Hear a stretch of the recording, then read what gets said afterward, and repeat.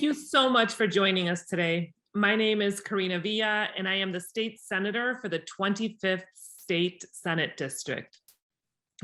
Mi nombre es Karina Villa y sirvo la comunidad del Distrito 25 como su senadora estatal. I will translate my remarks in Spanish, and at the end, Representative Edgar Gonzalez will close and allow for questions in Spanish as well. Yo les proveeré la traducción en español al final de mi introducción en inglés. El representante Edgar Hernández de la Villita va a presentar un resumen de los puntos claves en español después de las presentaciones. I am proud to stand here along with my fellow legislators of the Illinois Legislative Latino Caucus to provide a response to the governor's budget address earlier this afternoon. As a Latino caucus, we have been here with you during the most difficult of times, living in fear for our lives as our parents, tíos, and abuelos continued going to work as essential workers. We watched as our children had to learn how to deal with the crisis of a new way of learning, while their parents struggled to decide between childcare, putting food on the table, and staying healthy. We have been listening to your stories, sharing tears with you, and using these moments to drive us, the 16 Latino members of the Illinois General Assembly, to roll up our sleeves and get to work on behalf of the Latinos across Illinois. Our community has always been resilient, and together we will continue working so we can ensure that we have resources to not only survive, but to thrive as Latinos in Illinois. It is out of this shared experience that the Illinois Legislative Latino Caucus developed Raíces, a Latino-based framework that reflects the major equity issues for our community and drives our work. The Raíces framework represents the legislative and budget priorities that come from you, our community, including COVID-19 recovery, health equity, education equity, economic justice for Latinx workers, families, and businesses, protecting immigrant and language access rights, and Latinx representation. We heard good news from the governor regarding his priority investments, and overall, his budget proposal is a good starting point for further negotiations with my fellow legislators. There are many aspects of this proposal the Latino Caucus supports and have the potential to really make a difference in our community, such as family tax relief and violence prevention investments in healthcare and education and business. Moreover, our state is in a much better place financially. We have been paying down debt and building our rainy day fund. This means the state is in a position to deliver for the people of Illinois, and Latinos are a big part of this state. Every family in Illinois deserves the opportunity to live their life without fear of violence in their communities. The $250 million Reimagine Public Safety Initiative and another $50 million in competitive violence prevention grants will provide resources to our state's community partners.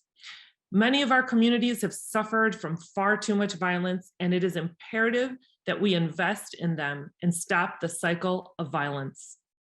While our economy is showing signs of recovery with employment rates and revenues on the rise, unfortunately, many of us are still feeling the weight of the devastating effects of the COVID-19 pandemic, as rises in inflation make it harder to afford necessities.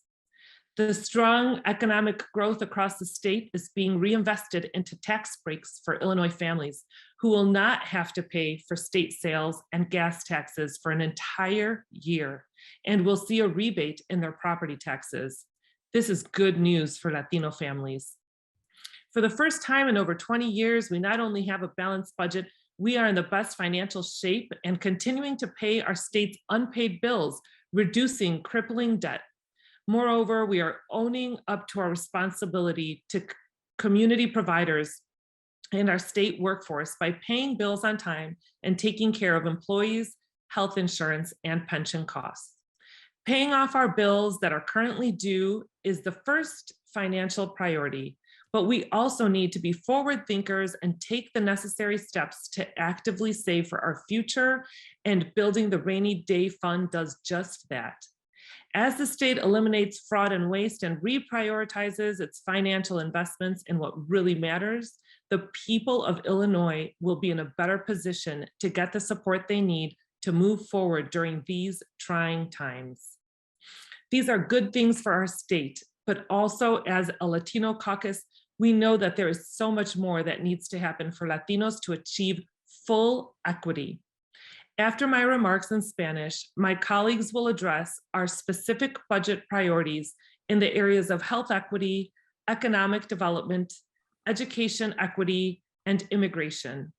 First up will be Representative Delia Ramirez, who along with our colleague, Senator Omar Aquino, was recognized by the governor during his address for their incredible work in allocating more than $1 billion over the past 2 years and many more millions in the coming months for housing assistance to keep Illinoisans home during the pandemic. I will now offer my comments in Spanish, followed by Leader Ramirez's remarks. Es con mucho orgullo que junto con mis compañeros y compañeras del Caucus Legislativo Latino estamos aquí para discutir la propuesta del presupuesto para el año fiscal 23 que presentó hoy el gobernador Pritzker y su impacto a la comunidad latina en Illinois. Como el Caucus Latino hemos estado con ustedes durante estos tiempos tan difíciles, viviendo con miedo por nuestras vidas, mientras que nuestros padres, tíos y abuelos seguían yendo a trabajar por ser trabajadores esenciales. Observábamos mientras que nuestros hijos tuvieron que navegar la crisis de una nueva forma de educación, mientras que los padres de familia tenían que decidir entre el cuidado infantil, los gastos diarios y mantener la familia sana. Hemos escuchado sus cuentos, llorado lágrimas de compasión, y con estas experiencias, los 16 miembros latinos de la Asamblea General de Illinois nos hemos fortalecido y nos hemos puesto a luchar por nuestra comunidad latina en Illinois. Siempre hemos sido una comunidad unida que sabe sobrevivir, pero ahora vamos a seguir trabajando juntos para asegurarnos que tengamos los recursos para prosperar. A través de estas experiencias, el Caucus Latino creó un documento llamado Raíces. Este documento nos enfoca a los temas que nuestra comunidad nos ha dicho que son urgentes para progresar. Raíces representa las prioridades legislativas y de puntos de presupuesto que incluyen recuperación de COVID, igualdad de salud, igualdad de educación, justicia económica para los trabajadores latinos, para las familias y para los negociantes, protección para el inmigrante y derechos de acceso de información en su idioma, y representación latina.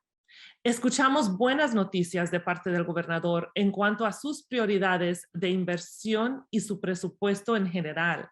Es un buen comienzo para negociaciones con mis compañeros legisladores.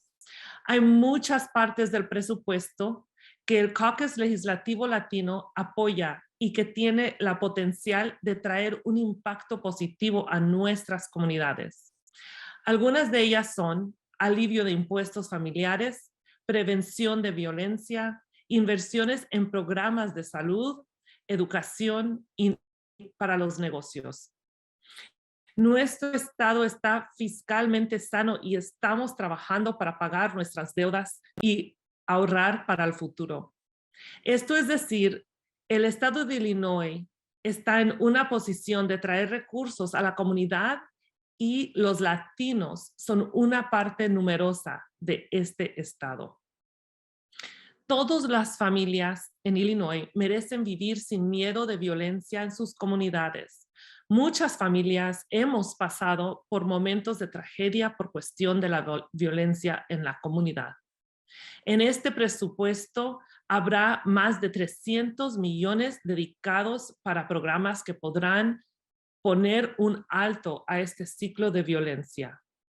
Mientras nuestra economía demuestra que está mejorando con bajos números de desempleo y más dinero disponibles en el presupuesto, sin embargo, también sabemos que los efectos de COVID han permanecido en nuestros hogares.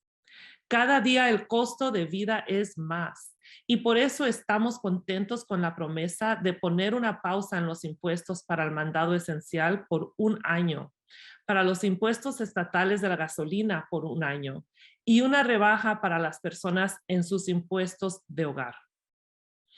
Por primera vez en más de 20 años, nuestro estado tendrá un presupuesto sano y balanceado.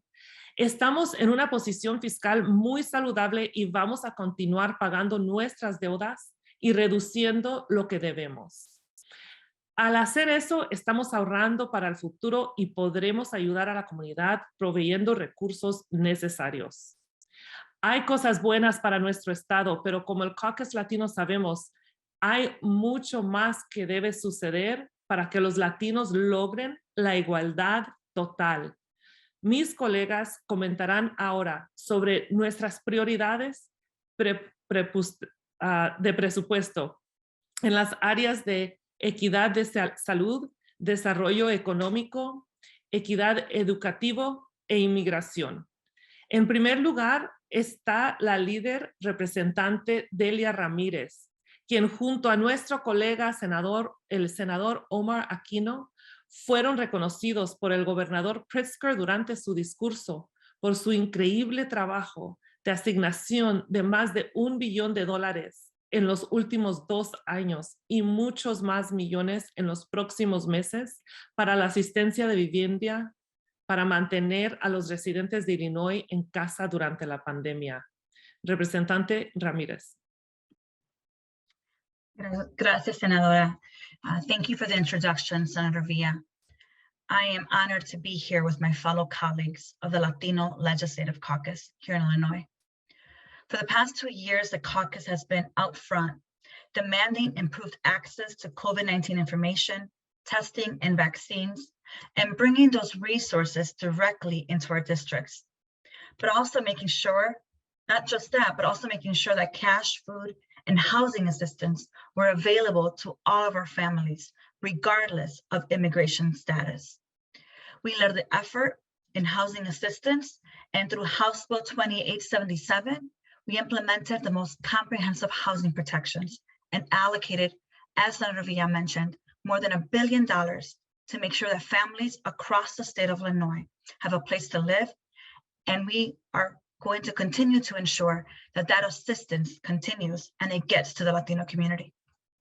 I want to thank the governor for his leadership and partnership on housing in the midst of this pandemic. If it weren't for that work, if it weren't for the work of our caucuses, we would have seen thousands of families in homeless shelters or sleeping in cars today. Thank you again, Governor, for your leadership on housing. We look forward to ensuring that more Latino families access the rental and mortgage assistance, as well as other housing-related resources so desperately needed in our community. But today I want to talk to you about another issue that's also equally important in our community.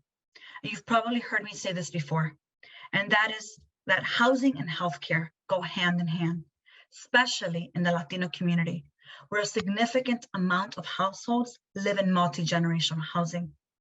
And so that means that when one family member tests positive with COVID-19, the chances that the rest of the family will test positive are pretty significant. And we've seen that in the data that we've seen over the last 2 years. And when we talk about health and health equity, COVID-19 continues to have this disproportionate impact in our community. The reality is that we still have a very long way to go when it comes to recovery. The pandemic further uncovered a dire need to access healthcare in our community. And while we already led the charge in the country, making Medicaid coverage for undocumented seniors possible here in Illinois, and very, very soon, as of May, for anyone 55 and over, regardless of legal status, to have Medicaid coverage if they're eligible, We also know that there are a number of others that still don't have access, even if they're eligible. And this is why the Latino Legislative Caucus will continue to work to ensure that our budget also includes those adults 19 to 54 via House Bill 4437. This was the age group in the Latino community hit hardest by COVID-19, with high rates of illness and death, many contracting the virus due to the responsibilities of essential workers on the front line of this pandemic.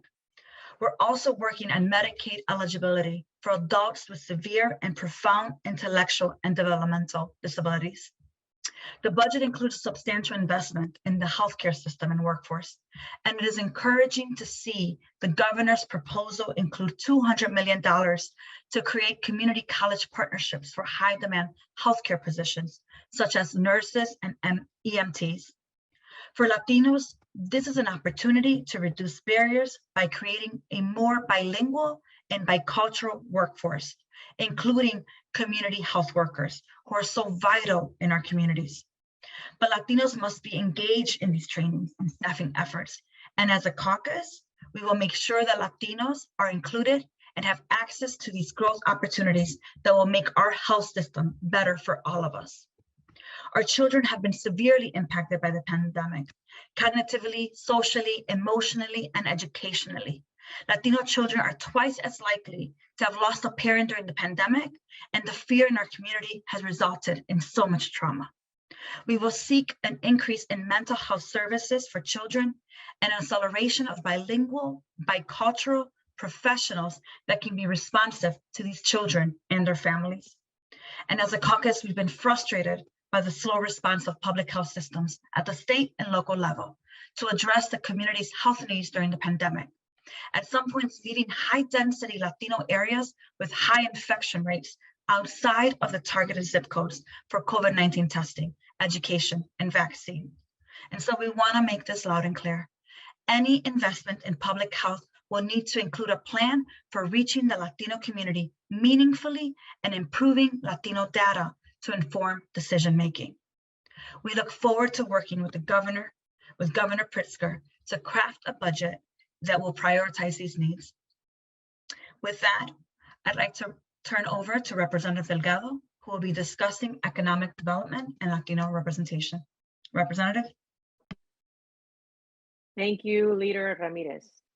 Again, my name is Evedina Delgado. I'm the state representative for the 3rd District, and I am honored to be before you today. As Illinois continues to work on emerging from the COVID-19 pandemic, Latinos are bearing a heavy burden, one which our caucus is determined to lighten. The governor's proposed budget includes a large investment in our state's future workforce, particularly in rebuilding the health system infrastructure and expanding the state agency's staff capacity. But the state does not have the best track record when it comes to Latino representation in state employment. So as a Latino caucus, we will be asking state agencies for concrete plans for recruitment and hiring of Latinos. As we rebuild the state workforce to provide better services for Illinoisans, we must ensure that the workforce reflects our communities. Latinos must have equitable access to economic and workforce development opportunities in state government, but also other areas, such as the healthcare industry. To help the families with the most need, the governor wants to work with the legislature to provide potentially $100 million for weatherization and utility disconnection avoidance. We are eager to see the details of these proposals and work on making sure our communities benefit. We are pleased to see the governor propose much needed relief for our working families by way of tax breaks on gasoline, food, and property taxes. But let's also pursue broad economic assistance, such as expanding the earned income tax credit for all families. While the governor's vision for the budget is promising, too many of our small businesses have shuttered, and too many of our families are struggling to find good jobs. So long as these challenges remain, we will fight to ensure robust economic assistance reaches our community. Latino communities are full of entrepreneurs that make our commercial corridors vibrant and successful. Let's make sure that those economic development dollars are making their way into the hands of the businesses in Belmont Cragen, Humboldt Park, Little Village, Berwyn, Aurora, Elgin, and beyond. As for capital funds and federal infrastructure dollars, we applaud the commitment to expanding broadband internet to every corner of the state and replacing lead water lines. These projects are vital to the health of our communities, and these construction opportunities need to be open for all too, especially giving small businesses and minority-owned businesses a chance to participate in the rebuilding of Illinois. As billions of dollars go out the door to improve our infrastructure, equity and inclusion can't just be buzzwords. Those opportunities need to be open and available for Latino businesses who can do the work just as well or better than any other contractors. The Illinois Legislative Latino Caucus will dig into the governor's proposal, and we will continue to fight for resources and make opportunities available in our communities and across the state. Thank you. I'd like to now introduce Senator Christina Pasiones-Zayas. Thank you. I really would like to commend the proposal because there is significant support for education and early childhood care and education from K-12 all the way through higher education. However, we have a ways to go. We need to remember that Latinx students are 1 in 4 children under the age of 5, 1 in 4 children in the K-12 space, and up to 46% of the student population in districts like Chicago Public Schools. However, less than 7% of educators are Latinx, and the majority of our early childhood workforce are women of color, Latinas, immigrants, refugees, yet they earn poverty wages. These last 2 years have put unprecedented stress on our care and education system. As a caucus, we need to be vigilant that resources are equitably directed to schools and Latinx communities and holistically support the development and success of Latinx students. This year, and like many years to come, we are going to work tirelessly to transform our system and to make sure every child has the support they need and deserve to live up to their greatest potential. We're truly at a crossroads to reimagine education and specifically make sure that we don't go back to business as usual. The stress has taken a toll on our schools, specifically as it relates to the high infection rates and deaths within our community, the constant worrying about our children and our families' health, isolation from friends and classmates, and for too many of our students, a major disruption and lack of continuity with in-person learning and lack of access to devices and connectivity for remote learning. I've always said that our early childhood care and education providers are truly the backbones of our society, and it's important that they have the resources they need to support the future, that is the children in their care, and current generations, that is the families who entrust them with the care and the education of their children. That's why we're pleased to see the Early Childhood Access Consortium for Equity, which we worked on with stakeholders last year to establish, will see full funding under the governor's budget. This scholarship program is going to remove financial barriers for early childhood professionals to get the support they need to streamline pathways to obtain degrees and credentials to improve the quality of care and education they provide and the potential for greater economic stability. Additionally, within this proposal, we saw continued support for increased compensation and consistent reimbursements through the Child Care Assistance Program and stabilization payments for child care providers through the Department of Human Services. We're also pleased to see in the governor's budget proposal, including an investment of over $350 million in the evidence-based funding formula. Systemic issues have long made it difficult for schools with large Latinx populations to thrive, and funding like this is going to work to help fill in those resource gaps. Mandated categorical programs are also seeing an increase in this budget proposal, which include funding for special education transportation and additional support for students with individualized education plans. We're also pleased with the proposed increase of $122 million for MAP grants, which are so important for expanding higher education options for students who may be the first to attend college in their family, as well as an increase in funding for the Minority Teacher Initiative Scholarship Program. Providing the necessary resources for Latinx students and those who may be in the first in their family to access higher education will also help our workforce diversify. Students deserve to have teachers who look like them and share similar lived experiences, making this increase for the Minority Teaching Initiative Scholarship Program so important. One area I'd like to see be included is a seed deposit for child savings accounts to ensure that planning for college affordability and post-secondary educational expenses begin when a child is born. From early childhood to post-secondary, the governor's budget proposal address gives me hope. It gives all of us hope, because we've all been working and we need all hands on deck to get this done, that there's a foundation and it's set for recovery for our schools, for recovery for our students, recovery for our educators, and recovery for our families.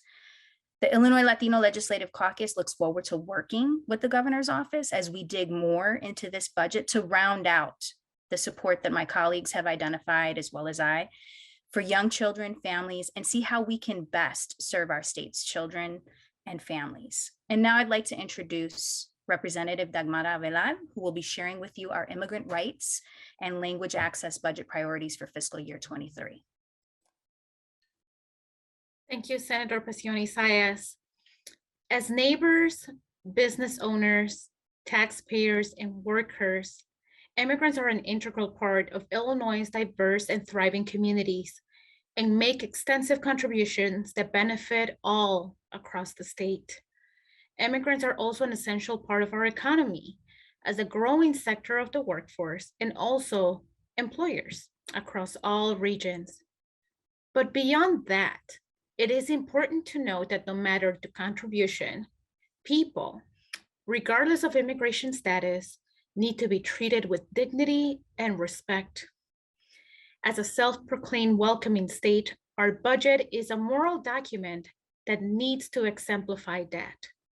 That is why the Illinois Legislative Latino Caucus will continue to prioritize funding to safeguard immigrant rights, including legal services, language access, immigrant integration, and welcoming center initiatives across the state of Illinois. As mentioned previously, our caucus commends the governor's efforts, including the Family Relief Plan.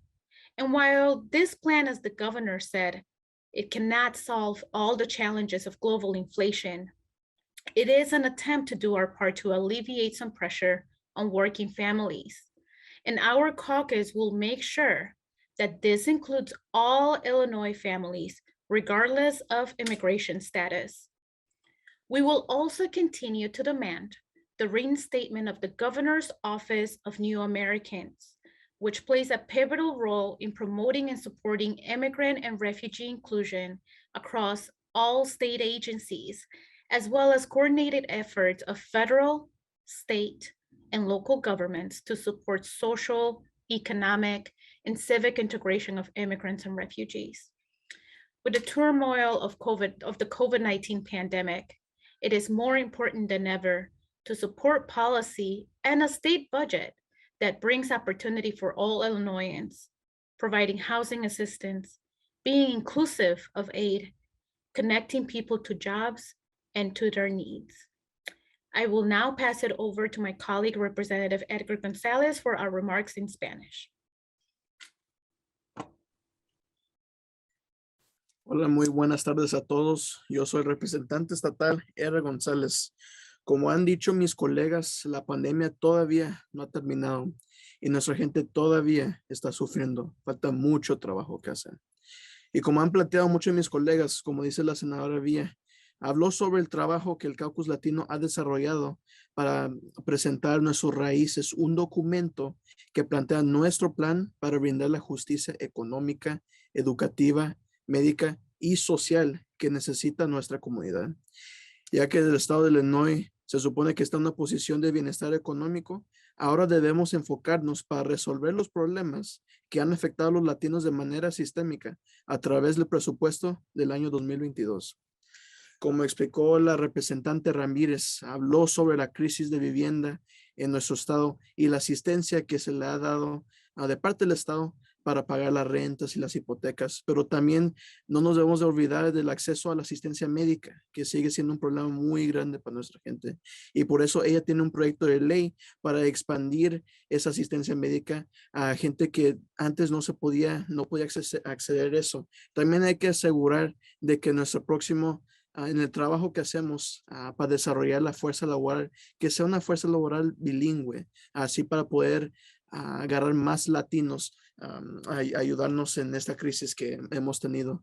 La representante Delgado habló sobre el desarrollo económico y también sobre la fuerza laboral, y que debemos, y que qué bueno que que recibiremos cortes en nuestros impuestos, pero para poder aliviar esta carga a las familias trabajadoras, también hay que expandir el crédito que se le dará a la gente por ingreso del trabajo y el apoyo a los negocios pequeños. Eso es algo sumamente importante, ya que mucha de nuestra gente son microempresarios. La senadora Pasiones Sayas también habló sobre cómo el presupuesto ayudará mucho, pero también hay que asegurar y enfocarnos en las inversiones en la educación de la primera infancia, ya que nuestros niños y estudiantes han tenido que adaptarse de manera rápida e inesperada a las clases remotas. También estamos muy agradecidos y muy felices que va a haber esta expansión en las becas para los estudiantes, lo que se dice los MAP grants, porque muchos de nuestros estudiantes serán los primeros en su familia de entrar a la escuela, al colegio, pero a los estudiantes merecen también tener maestros que se ven como ellos. Entonces estamos preparados para trabajar con el gobernador y su administración para asegurar que esto pase. Y eso es finalmente, pues la representante Avelar mencionó y ha hablado sobre cómo la comunidad migrante trabaja en cada sector de nuestra economía y como trabajadores esenciales, pero sin enfocarse en su estatus migratorio, a toda persona, a toda gente se le debe tratar como humano. Y por eso el presupuesto es un documento y una promesa para ayudar a nuestra gente. Y eso es algo que nosotros vamos a asegurar de que el gobernador cumple. Es un documento que ojalá se puede dar más dinero hacia los centros de bienvenida, a la oficina de nuevos americanos y a programas para integrar a los inmigrantes a nuestras comunidades. Definitivamente hay mucho trabajo que hacer, pero juntos, entre legisladores y la comunidad latina alrededor de todo el estado de Illinois, juntos cumpliremos y lucharemos por nuestra gente. Muchas gracias.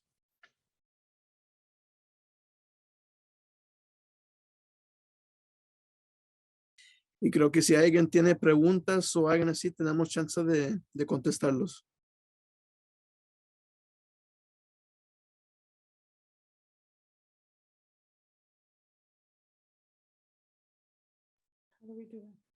I believe that there are a few questions from the press. If I can read maybe the first question.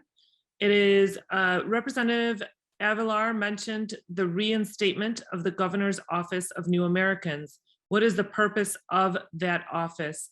Representative, would you like to respond? Sure. Thank you for that question. Illinois is a national leader in implementing a statewide comprehensive immigrant and refugee integration policy. I mean, this goes back to years. Illinois has been one of the first states to pass driver's licenses for undocumented and other pivotal legislation that other states had followed. And none of this could happen without the Office for New Americans and the advocacy organizations that we have here in Illinois. The Office of New Americans operated for many years and was actually introduced by Leader Hernandez and signed into law in 2013. Yet since 2014, this position has been vacant. And this is an important position for Latinos and immigrant communities across the state because it reports directly to the governor. And it works with the New Americans Advisory Council to ensure state policies and practices across all state agencies are inclusive and support immigrant families across the state. Without this important position, we will continue to piecemeal pretty much our state immigrant and refugee policy instead of creating a unified vision and a line of accountability.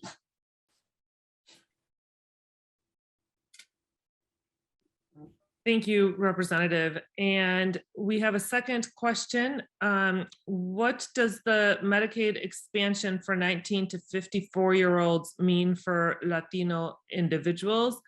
And I believe Representative Ramirez will take that one. Give me one quick second here. Let's see. There we go. So House Bill 4437, it's really the second phase of what we've been doing around Medicaid expansion in the last 2 years. And so we've heard today in what we've talked about, and certainly the Latino Caucus has been very vocal about just making sure that our most impacted during COVID have access to healthcare. Over 8,900 people today have healthcare for the first time, all of them 65 and over. And as of May of this year, we will also make sure that 55 and over Illinoisans, regardless of legal status, have access. House Bill 4437 goes further to get us to all people, regardless of legal status. And so that actually means that 149,000 low-income uninsured Illinoisans can potentially access healthcare, many of them for the very first time in their entire life. And we know that housing and healthcare, which you hear me talk a lot about, is a human right. And we want to make sure that people don't end up in a hospital. These are the essential workers. These are our young people, our dreamers, who are working every single day and pay into these taxes, but unfortunately don't have access to Medicaid coverage, as well as legal permanent residents of less than 5 years. House Bill 4437 will make it possible. And we will then be right there with California, who just followed our steps just recently in providing healthcare coverage to everyone, regardless of legal status. I can't wait for that day. Thank you, Leader Ramirez. And number 3, you mentioned frustration with the COVID-19 response in the Latino community. What needs to happen to address recovery in the Latino community now? And Senator Castro, I believe, is going to answer the question. I think one of the things that would help is to increase partnerships within the community and community-based organizations who know our community. Obviously, greater, in this pandemic, greater access to bilingual, and bicultural health education, testing, vaccines, healthcare in their communities. Our continue to be targeted for misinformation campaigns, as you saw with the pop-up testing sites that the Attorney General has had to make folks aware of. I think the last point is improved safety practice in the work setting. While many of us had the luxury of continuing to work from homes, many of our families, many Latinos in particular, were at the front lines. They were essential workers and risked their health and lives for our state. Thank you, Senator Castro, and thank you everyone for joining us and participating. Seeing no further questions, that will be the end of our press conference. Thank you.